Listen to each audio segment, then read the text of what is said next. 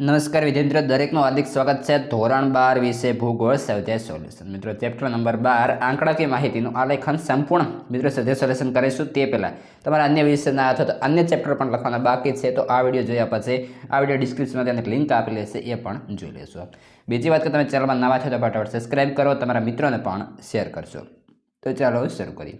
પ્રશ્ન 1 છે, નીચેના પ્રશ્નોનો સવિસ્તર જવાબ આપો. જેની અંદર પહેલો પ્રશ્ન રહેશે વિભાજિત વર્તુળ પદ્ધતિ વિશે માહિતી આપો. તો જોઈએ જવાબ.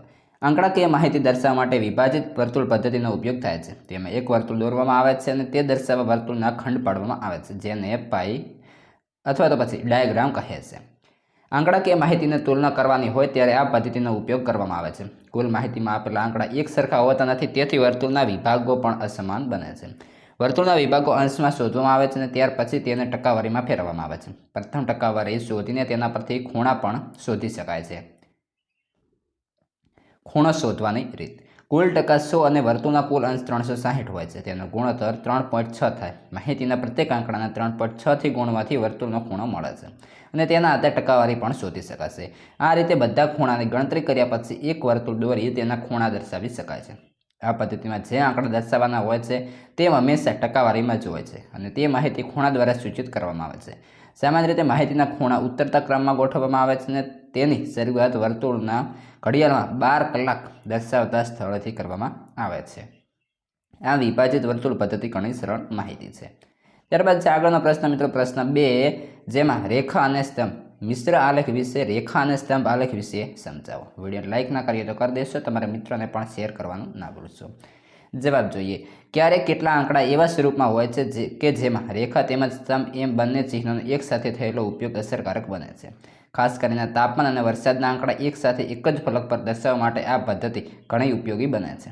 વધુ તાપમાન અને વધુ વરસાદ કયા કયા મહિનામાં દરમિયાન નોંધાયા હતા તેની જે તિરિત જાણકારી આ પ્રકારના આલેખમાં દ્વારા જ મળી શકે છે. આ ઉપરાંત જે તે સ્થળની આ માહિતી હોય તો તે સ્થળ ક્યાં આવેલું હશે તેનો અંદાજ પણ બાંધી શકાય છે. આથી આવા મિશ્ર આલેખો ઘણા ઉપયોગી થઈ શકે છે. આગળ છે પ્રશ્ન 3, પ્રવાહ આલેખની લાક્ષણિકતા સમજાવો.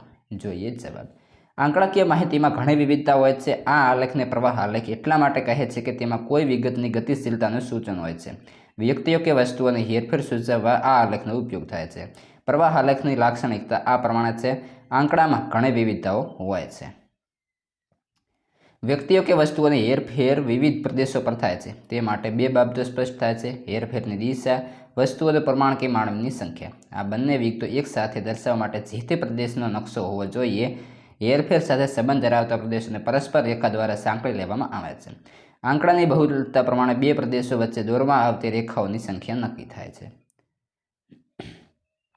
વધુ અવર જવર હોય તો રેખાઓની સંખ્યા વધારે અને હેરફેર ઓછી હોય ત્યારે રેખાઓની સંખ્યા ઓછી હોય છે. રેખાઓની સંખ્યાઓના આધારે નક્કી કરી શકાય છે કે કયા સ્થળો વચ્ચે કેટલી અવર જવર છે. ત્યારબાદ મિત્રો આગળનો પ્રશ્ન છે પ્રશ્ન 4, નીચે આપેલા કૃષિ ઉત્પાદનોની આંકડાકીય માહિતીના આધારે વિભાજિત વર્તુળ આલેખની રચના કરો. જેમાં આપેલો છે કૃષિ પાક ઘઉં, કપાસ, જુવાર, મગફળી અને મગ.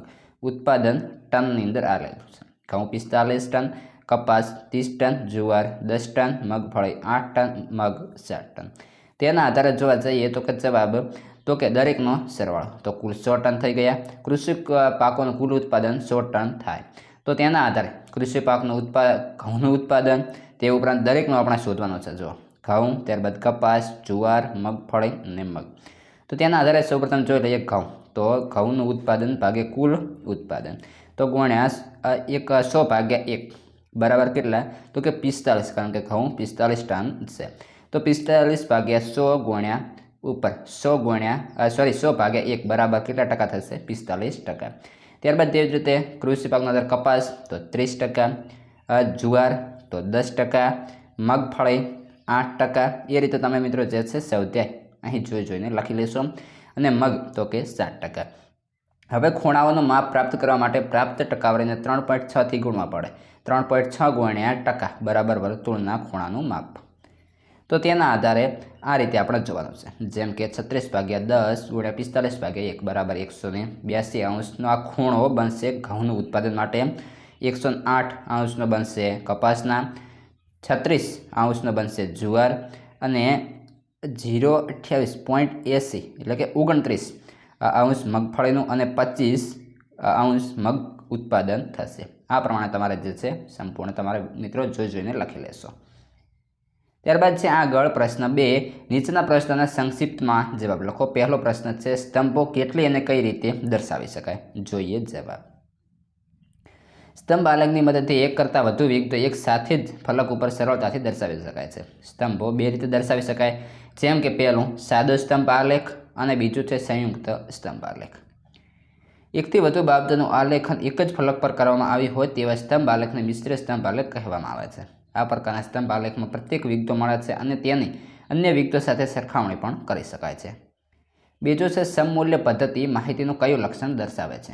જવાબ છે જ્યારે કોઈ બાબતના વિતરણમાં આંકડાકીય માહિતી દર્શાવવાની હોય ત્યારે એક સરખા મૂલ્યવાળી રેખાઓનો ઉપયોગ કરવામાં આવે છે. પ્રાકૃતિક ભૂગોળમાં પ્રદેશોની ઊંચાઈ સૂચવવા માટે સમોચ્ચિત રેખાઓનો ઉપયોગ થાય છે. તે ઉપરાંત હવામાન નકશામાં એક સરખું તાપમાન તથા દબાણ દર્શાવતી રેખાઓ દોરવામાં આવે છે. અહીં પ્રત્યેક રેખા કોઈ આંકડાકીય મૂલ્ય ધરાવે છે. આવી રેખાઓને સમમૂલ્ય રેખાઓ કહે છે. આગળ છે પ્રશ્ન 3. નીચેના પ્રશ્નોના ઉત્તર 1-2 વાક્યની અંદર આપો. પહેલો પ્રશ્ન છે આલેખ એટલે શું? આલેખ એટલે આંકડાનું દૃશ્યમાન અને ચિત્રાત્મક સ્વરૂપ. બીજો પ્રશ્ન છે કયા પ્રકારનો આલેખ દિશા અંગેની માહિતી આપે છે? પ્રવાહ આલેખ દિશા અંગેની માહિતી આપે છે.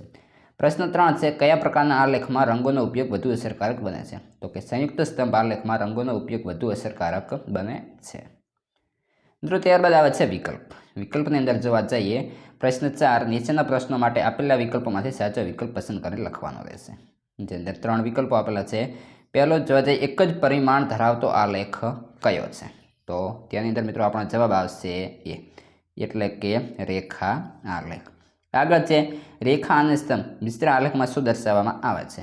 તો બી તાપમાન અને વરસાદ. ત્રીજું છે સમમૂલ્ય રેખા પદ્ધતિમાં શું દર્શાવી શકાય? તાપમાનનું વિતરણ. મિત્રો સંપૂર્ણ જે છે આ સૌથી સોલ્યુશન હતું. બાકીના તમારા સૌથી સોલ્યુશન તમે વિડીયો ડિસ્ક્રિપ્શનમાંથી અથવા ચેનલના પ્લેલિસ્ટમાંથી મેળવી શકો છો. સંપૂર્ણ વિષયના અને સંપૂર્ણ ચેપ્ટરના જે સૌથી સોલ્યુશન આપણી પાસે અવેલેબલ છે.